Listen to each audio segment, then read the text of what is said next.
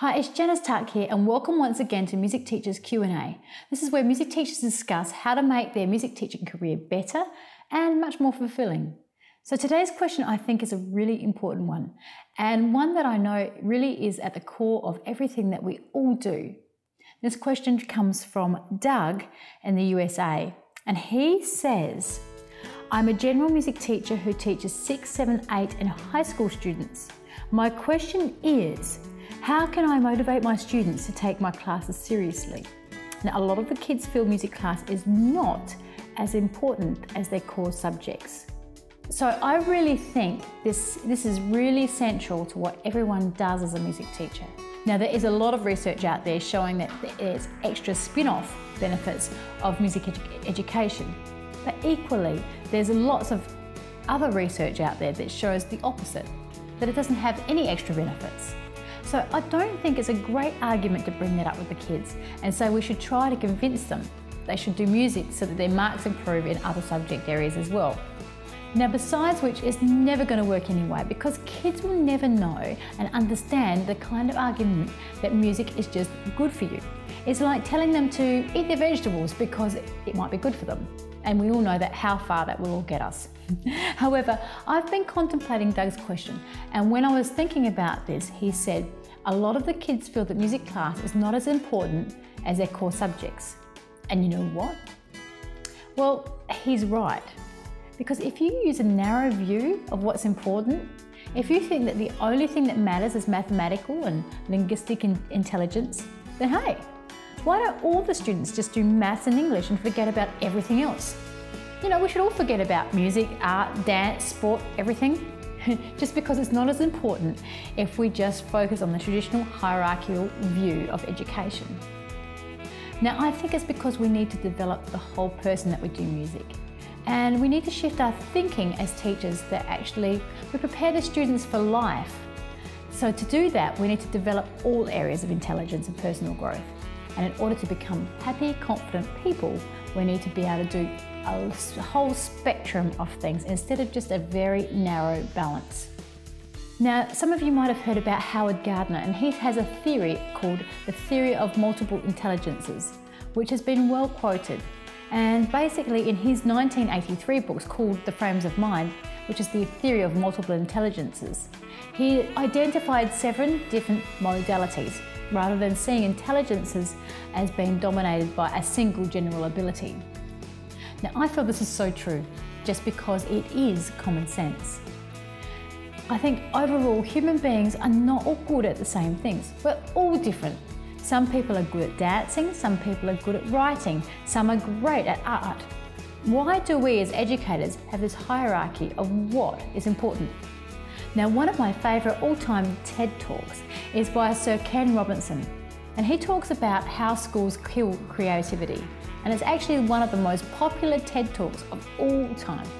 Now, I'll share that video for you below this video, and I highly recommend for you to check it out, as it really does make a great case for holistic views of education rather than the very narrow academic one that proliferates through school systems all around the world at times.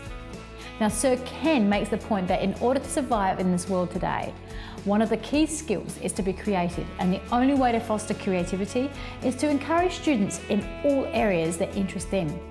Now, Sir Ken's speech is extremely gripping and entertaining, and he even suggests that if aliens were to look at the planet Earth and examine our educational system, then they conclude that the purpose of our educational system is to train university professors. And isn't that so true?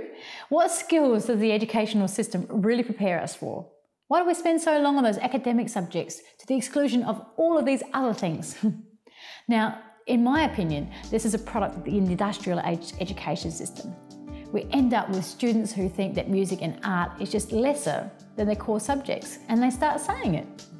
Now, I don't think that we're likely to be able to change the hierarchy of any school system. I'm not saying that. It's far too big for us to change in the scope of a 5-minute video.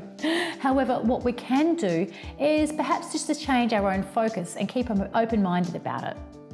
Now, instead of seeing ourselves as secondary to the mathematical and language subjects, perhaps we just need to see that actually we are developing their overall intelligence, because we are nurturing and helping their social intelligence of our students as they work together to create music.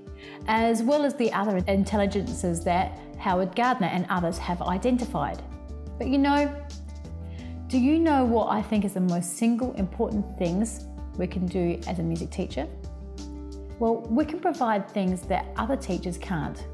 In our music room, we are providing an environment of fun and fulfillment. Being part of a school music program can be the single best experience for any school student.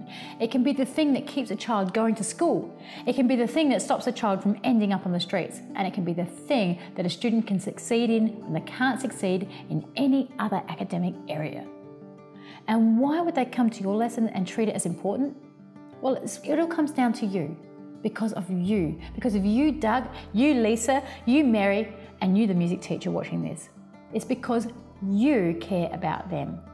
And that is why they come to your music class. It's got nothing to do with a logical reason. It has to do with care. If you care about them, then they'll care about coming back to music class.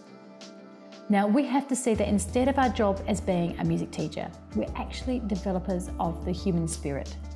So I challenge everyone today who is watching this. Don't think of yourself as just a music teacher. You are far more than that. Anyway, I think I've had so much of a rant today. I do encourage you to watch Sir Ken Robinson's TED Talk if you haven't already, and just have a few minutes to contemplate it. You don't have to radically change anything. We're not going to succeed in changing the entire educational system. However, every single day, you need to know that you're in control of what you're focusing on. A famous man, Henry Ford, often quoted as saying, whether you think you can do a thing or you think you can't, either way you are right. And if we think we're secondary to the other subjects, then we are right.